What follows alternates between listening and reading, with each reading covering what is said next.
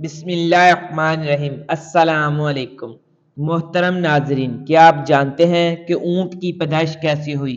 اونٹ سانپ کیوں کھاتا ہے؟ اونٹ سانپ نگل کر پیاس لگنے کے باوجود پانی کیوں نہیں پیتا؟ اونٹ کی آنکھوں میں آنے والے آنسو کس کام کے لیے استعمال ہوتے ہیں؟ اونٹ کا گوشت کھانے کے بعد وضو کرنا کیوں ضروری ہے؟ اونٹ کے باڑے میں نماز پڑھنے سے کیوں منع کیا گیا ہے؟ جب ایک عربی شخص نے اونٹ کو زبردستی اس کی ماں کے ساتھ جنسی ملاپ کرنے پر مجبور کیا تو اس کے ساتھ کیا ہوا؟ یہی ہماری آج کی ویڈیو کا موضوع ہوگا، اور آج ہم آپ کو اونٹ کے متعلق ایسے حقائق بتائیں گے جو یقیناً آپ کے لیے حیران کن ہوں گے۔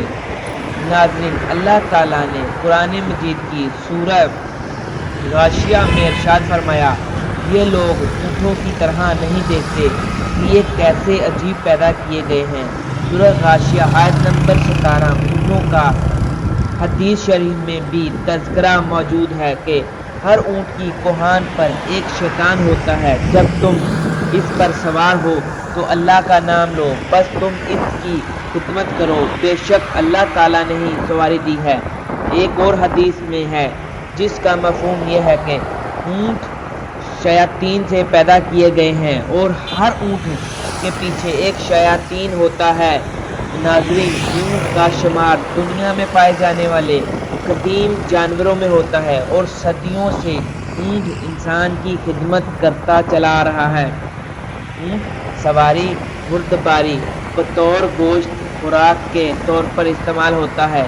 ایک عام صحت مند اونٹ 450 کلو گرام وزن اٹھا سکتا ہے اور اونٹ کے بالوں سے نفیس کپڑا بنایا جاتا ہے۔ اس کی کھال سے چمڑے کی متعدد منشیات تیار کی جاتی ہیں۔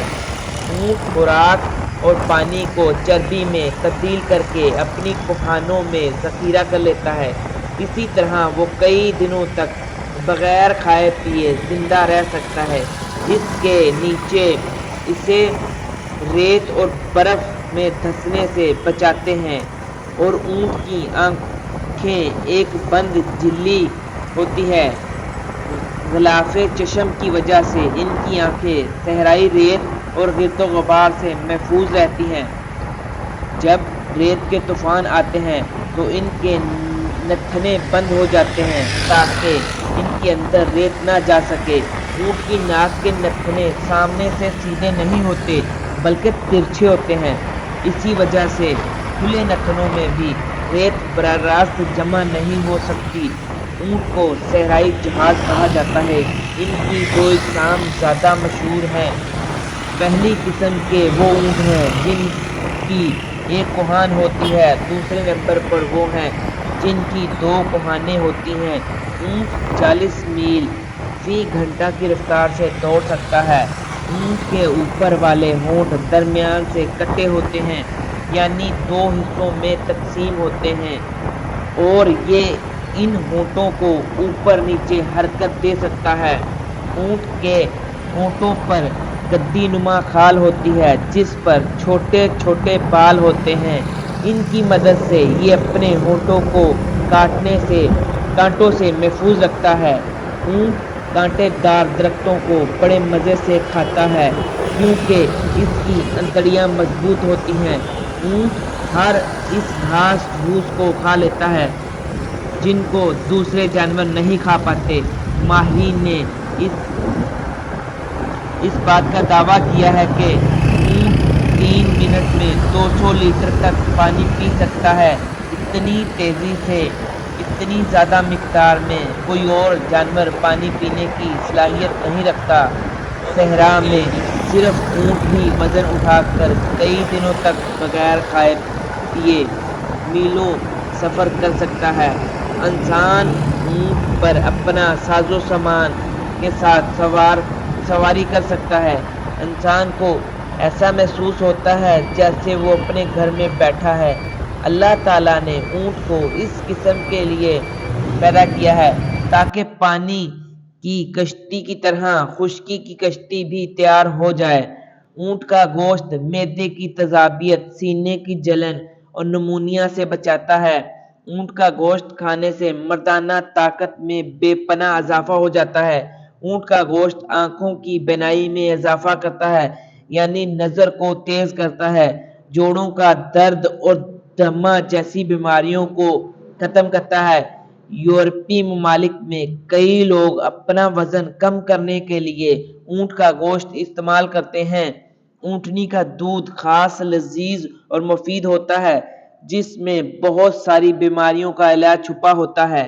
حضرت جابر رضی اللہ تعالیٰ عنہ بیان کرتے ہیں کہ میں نے نبی کریم صلی اللہ علیہ وآلہ وسلم کی خدمت میں حاضر تھا کہ ایک آدمی آیا۔ اس نے نبی رحمت صلی اللہ علیہ وآلہ وسلم سے سوال کیا کہ میں بکری کا گوشت کھانے پر وضو کروں؟ تو رسول صلی اللہ علیہ وآلہ وسلم نے جواب دیا، اگر چاہو تو وضو کر لو اور اگر چاہو تو نہ کرو، ضروری نہیں۔ سائل نے کہا کہ میں اونٹ کا گوشت کھانے پر وضو کروں؟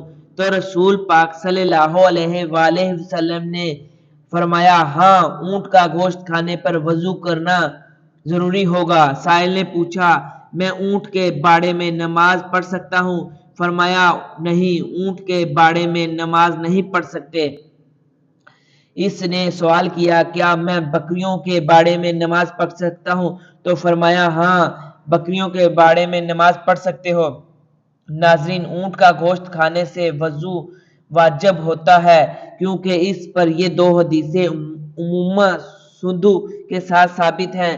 اس حدیث کی شرح یوں ہے کہ اونٹ کا گوشت کھانے کے بعد وضو کرنا واجب ہے، پھر چاہے وہ گوشت جانور کے جسم کے کسی بھی حصے کا ہو، ناقص وضو ہے، مگر ہر حلال جانور کا گوشت ناقص وضو نہیں ہوتا۔ اونٹ کو ایک بیماری لگتی ہے جس کا نام حیام ہے۔ بعض ماہرین کے نزدیک اس بیماری کا علاج سانپ کو زندہ نگلنا ہے۔ یہ بھی کہا جاتا ہے کہ بعض اوقات خود اونٹ سانپ کو کھا لیتا ہے، جس کی وجہ سے اس کو زہر کی شدید پیاس لگتی ہے۔ اونٹ اس حالت میں سانپ کے زہریلا اثر، پیاس کی شدت کی وجہ سے ایک ہی سانس میں وافر مقدار میں پانی پیتا چلا جاتا ہے، مگر سیراب نہیں ہوتا۔ سانپ کو نگلنے کی وجہ سے اونٹ کی آنکھوں سے آنسو جاری ہو جاتے ہیں۔ ان آنسوؤں کو بہت قیمتی تصور کیا جاتا ہے۔